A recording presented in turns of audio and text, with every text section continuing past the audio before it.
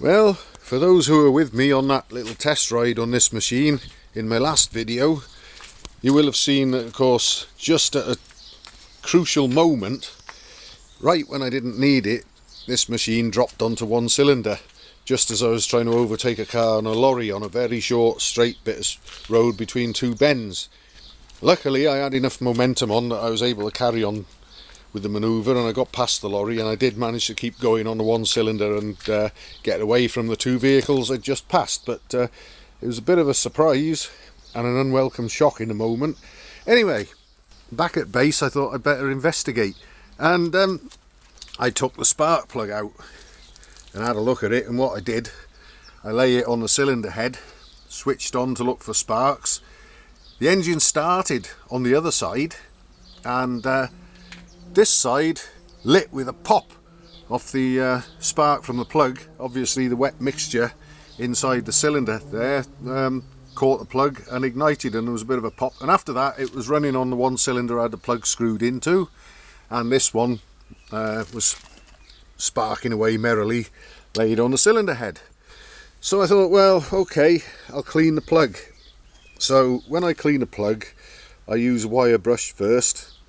Then I follow it up with some spraying some clutch and brake cleaning solvent on it, just to sort of wash any loose debris away that the wire brush might have left behind.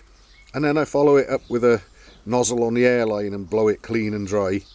Did all that, put the spark plug back in the engine, started up, and it was still just running on the one.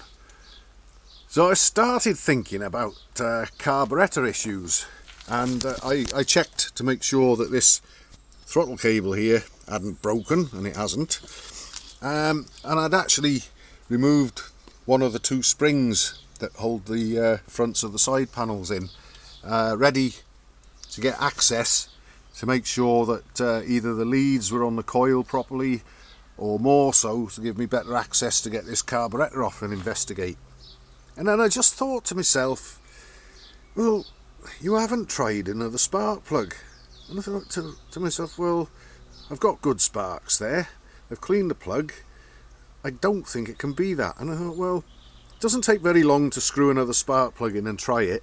And that's what I did, and I really thought that it was just going to prove a point that the problem was elsewhere.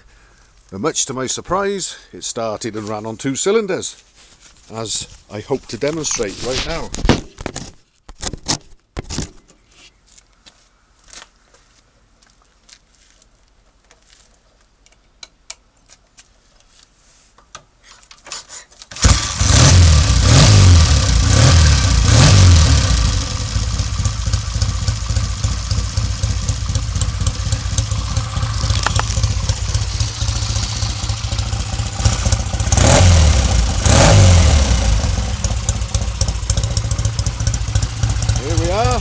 The left-hand cylinder is back in the land of the living.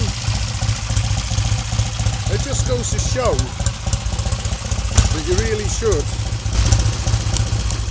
never overlook the obvious. And like in this case, I've got to say, there seemed to be a healthy spark on that other spark plug. I've heard people say that sometimes spark plugs might not spark under compression. I sort of don't know whether to sort of go with that or not really, but maybe that is the case. But for whatever reason, this spark plug here is a dud, in spite of the fact that it sparks. So that one is going to be heading for the bin. Thank you, dud spark plug, you could have actually got me killed. Didn't you choose your moment?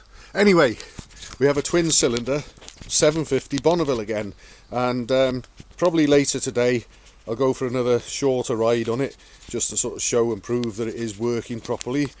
Before I do that though, I've noticed that I've got cracks in the fuel pipes, so I'm going to change them, and that is probably nothing to do with the fuel.